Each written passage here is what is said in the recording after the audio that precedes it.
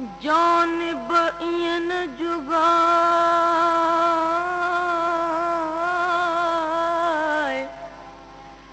जानिब ईअं न जुगाए, जीअं मारियो मोटियो न पुछे,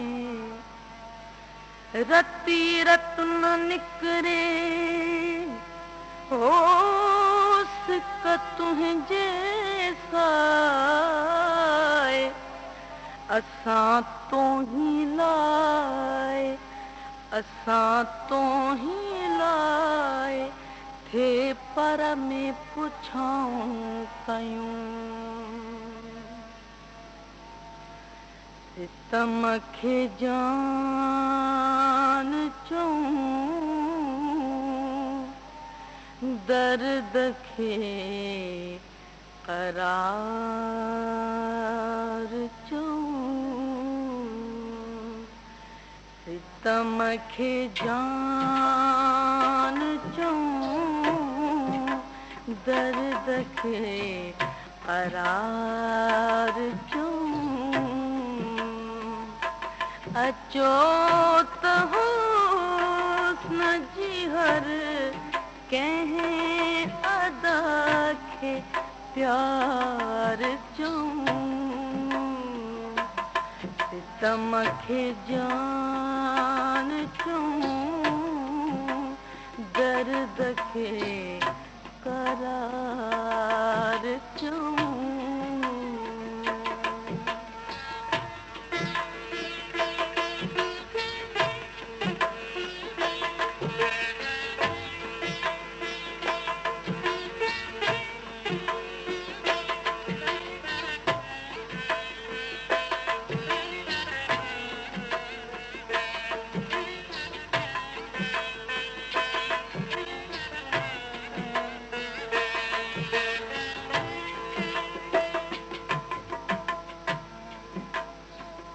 लबन खे जाम चऊं, अखड़ियनि खे मैखानो, लबन खे जाम चऊं, अखड़ियनि खे मैखानो, ख्याल यार खे ऐ मैं कशो खुमार चऊं, सितम खे जान चऊं, दर्द खे करार चऊं, अचो त हुस्न जी हर कंहिं अदा खे प्यार चऊं, सितम खे जान चऊं, दर्द खे करार चऊं।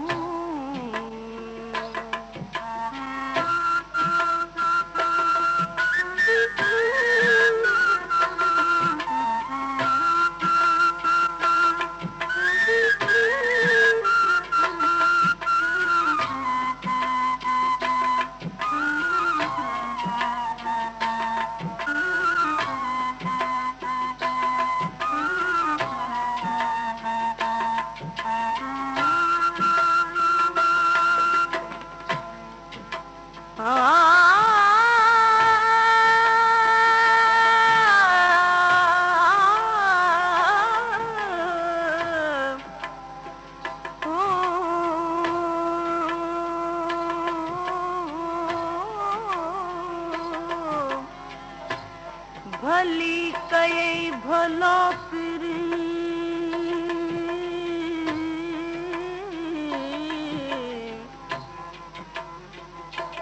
भली कई भला पिरी, तोखे ईअं न मुनासिब होए, लाए चित चरियो करे पाण कढी वए पोए, तोड़े हो बन होए, तोड़े हो बन होए, तब हो तन कजन हेदियूं।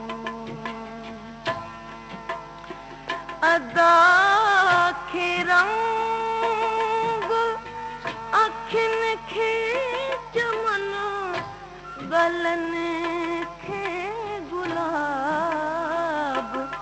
अदा खे रंग अखियुनि खे चमन, गलनि खे गुलाब। अचो त यार जे हर अंग खे बहार चऊं। सितम खे जान चऊं, दर्द खे करार चऊं। अचो त हुस्न जे हर कंहिं अदा खे प्यार चऊं। सितम खे जान चऊं, दर्द खे करार चऊं।